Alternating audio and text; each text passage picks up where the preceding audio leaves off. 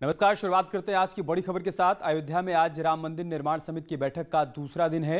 राम जन्मभूमि परिसर में सुबह 9:30 से 1:30 बजे तक की बैठक होगी। इसके बाद दोपहर 3 बजे से शाम 5 बजे तक सर्किट हाउस में बैठक होगी। बैठक में राम जन्मभूमि तीर्थ क्षेत्र ट्रस्ट के पदाधिकारियों के साथ साथ L&T और टाटा कंसल्टेंसी के एक्सपर्ट भी शामिल होंगे। पहले दिन नृपेंद्र मिश्रा ने राम मंदिर की नींव का निरीक्षण किया। इसके बाद रॉ मटेरियल को लेकर चर्चा हुई। बताया जा रहा है कि मलबा हटाने में अभी 2 महीने लग जाएंगे। वहीं ट्रस्ट के महासचिव चंपत राय ने बताया है कि 31 मार्च तक 3200 करोड़ रुपए राम मंदिर निर्माण के लिए अब तक मिले हैं। 9:30 से 1:30 बजे तक ये बैठक बुलाई गई है। उसके बाद 3 बजे से 5 बजे तक सर्किट हाउस में एक और बैठक होगी। पहले दिन राम मंदिर की नींव का मुआयना किया गया। राम जन्मभूमि परिसर में आज ये बैठक बुलाई गई है। दूसरे दिन कई बिंदुओं पर चर्चा होनी है। इस बैठक में ठीक 9:30 बजे बैठक की शुरुआत हो जाएगी और उसके बाद 1:30 बजे तक बैठक में चर्चा की जाएगी अलग अलग पहलुओं पर। फिर 3 बजे से लेकर 5 बजे तक सर्किट हाउस में भी बैठक बुलाई गई है।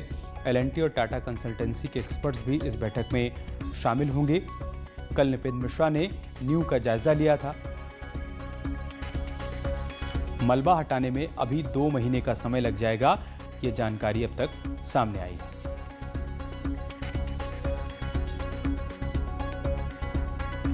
और अयोध्या से हमारे सहयोगी केबी शुक्ला इस वक्त हमारे साथ लाइव जुड़ चुके हैं। केबी शुक्ला, क्या जानकारी, क्या अपडेट है आज की बैठक के बारे में?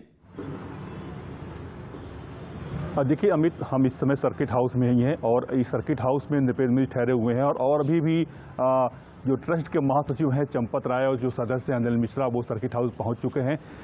जो परिसर जाने से पहले एक छोटी सी मीटिंग जो है यहाँ चल रही है नृपेंद्र मिश्रा जी के साथ। उमेर ट्रस्ट के महासचिव जो हैं चंपत राय और जो सदस्य हैं अनिल मिश्रा, वो यहाँ मौजूद हैं। अभी थोड़ी देर बाद ये लोग यहाँ से परिसर के लिए रवाना होंगे। उसके बाद वहाँ निरीक्षण करेंगे, न्यू का निरीक्षण करेंगे। वहाँ पर जो रॉ मटेरियल है उसको लेकर L&T और टाटा कंसल्टेंसी के जो एक्सपर्ट हैं उनसे बातचीत करेंगे। उसके बाद द्वितीय पाली में वो 3 से 5 बजे तक बैठक होनी है। बैठक का आज आखिरी दिन है। आखिरी दिन में ये महत्वपूर्ण चर्चा होगी कि किस तरह से जो न्यू में रॉ मटेरियल लगाए जा रहे हैं वो किस तरह इस्तेमाल की जाए। इसके साथ साथ जो पत्थर आने हैं राजस्थान या मिर्जापुर से, उस पर भी आज अंतिम मोहर लगेगी कि कौन से पत्थर कहां से कैसे ले जाएं, क्योंकि न्यू की जो 7 लेयर लगभग तैयार हो चुकी है।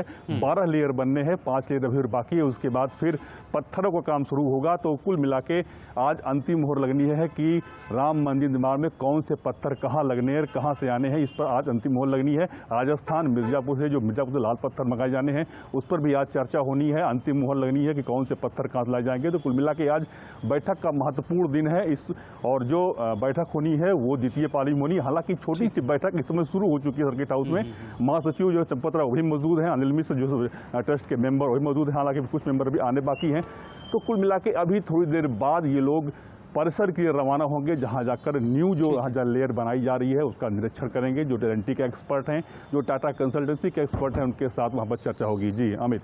नृपेंद्र मिश्रा ने कल मुआयना किया था पहले दिन और उसके बाद 2 बातें सामने आई थी केबी शुक्ला। एक बात तो ये कि अभी तक राम मंदिर के लिए जो समर्पण निधि है 3200 करोड़ के आसपास वो आ चुकी है। इसके अलावा मलबा हटाने में अभी समय लग जाएगा, ये भी जानकारी सामने आई है। उसके बारे में क्या अपडेट, क्या जानकारी आपके पास? देखिए अमित, हम थोड़ा सा यहाँ पर करेक्शन करेंगे।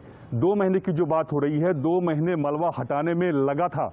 वो मलबा हटाने के बाद ही रिफिलिंग की गई है। जो 7 लेयर बन गई है, 2 महीने उस मलबा को हटाने में लगा था। और कल जो चर्चा हुई थी, इस बाबत चर्चा हुई थी कि समर्पण अभियान जो चला था उसमें लगभग 11 जो है करोड़ परिवारों से संपर्क किया गया और 31 मार्च 2021 तक 3200 करोड़ रुपए जो है रामलला के खाते में आए हैं, जो विभिन्न बैंकों में खाते हैं। तो 32 करोड़ की बात हो रही है कि 3200 करोड़ जो है 11 करोड़ परिवारों से संपर्क किया गया था। उसमें जो 10 रुपए से लेकर 1000 की जो रसीद काटी गई थी, उसके बाद जो चेकें आई थी, हालांकि कुछ चेक बाउंस भी हुए हैं, लेकिन उनको जो प्रयास किया जा रहा है कि चेक दूसरी मिले। तो 3200 करोड़ की बात अभी हो रही है 31 मार्च तक, जो अभी ये बहुत बड़ा अमाउंट है जो ट्रस्ट के खाते में आए हैं, जो रामलला के खाते में आए हैं। तो कल इस पर चर्चा हुई थी। ट्रस्ट ने निर्माण समिति के अध्यक्ष जो हैं नृपेंद्र मिश्रा के सामने एक डाटा रखा था कि जो अभियान चलाया गया था वो 11,000 11 करोड़ परिवारों के संपर्क किया गया, उसमें से 3200 करोड़ 31 मार्च तक आए हैं। 31 मार्च के बाद भी कुछ पैसे आए हैं जो सीधे रामलला के खाते में आए हैं, और जो कुछ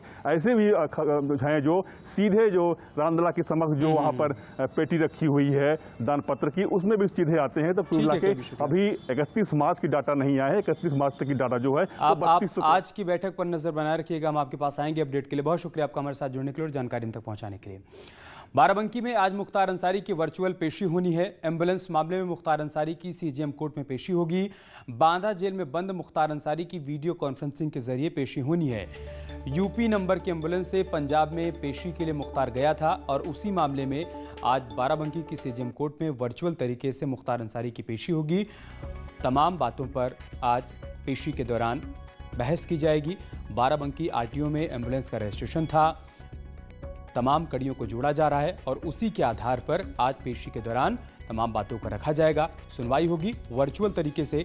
कोरोना काल में फिलहाल संभव नहीं हो पा रहा है कि कोर्ट में उसे पेश किया जा सके और सुनवाई हो पाए, लिहाजा वर्चुअल तरीके से आज मुख्तार अंसारी की पेशी होनी है। हमारे सहयोगी इस वक्त हमारे साथ जुड़ चुके हैं।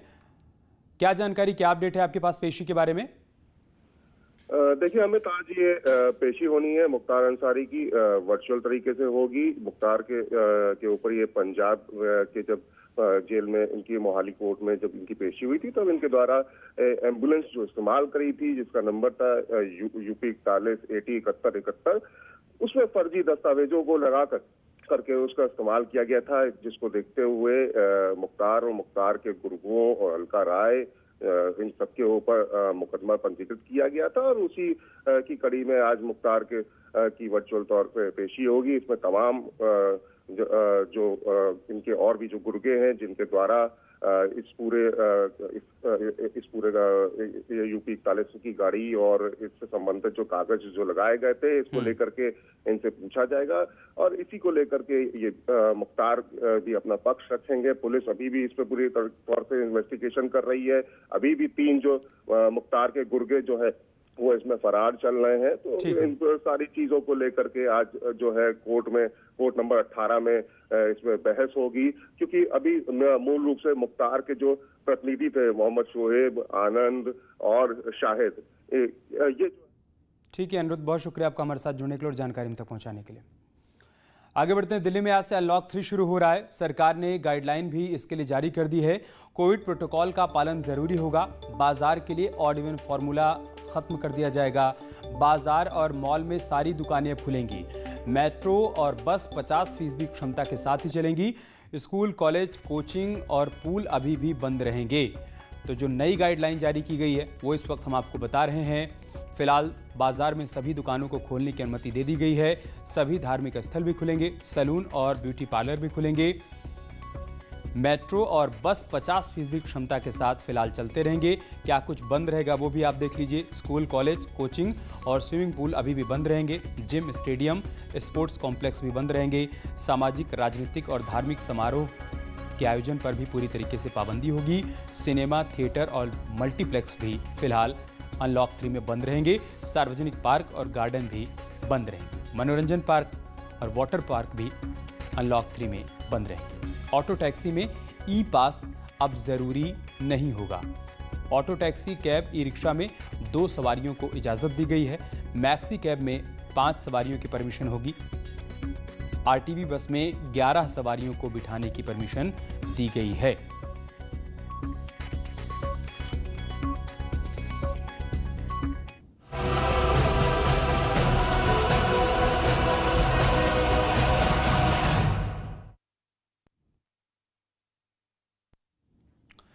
और बात करते हैं पंचायत उपचुनाव की मतगणना की। उत्तर प्रदेश की त्रिस्तरीय पंचायत चुनाव में खाली 14,450 पदों के लिए 12 जून को वोट डाले गए थे और आज काउंटिंग हो रही है। प्रदेश के 73 जिलों में चल रही काउंटिंग में 6 जिला पंचायत सदस्य, 137 क्षेत्र पंचायत सदस्य, 128 ग्राम प्रधान और 14,179 ग्राम पंचायत सदस्यों के भाग्य का फैसला होना है। पंचायतों के खाली पदों पर 12 जून को 8,321 मतदान केंद्रों पर जो मतदान करवाया गया उसमें तकरीबन 64.74% वोट डाले गए थे।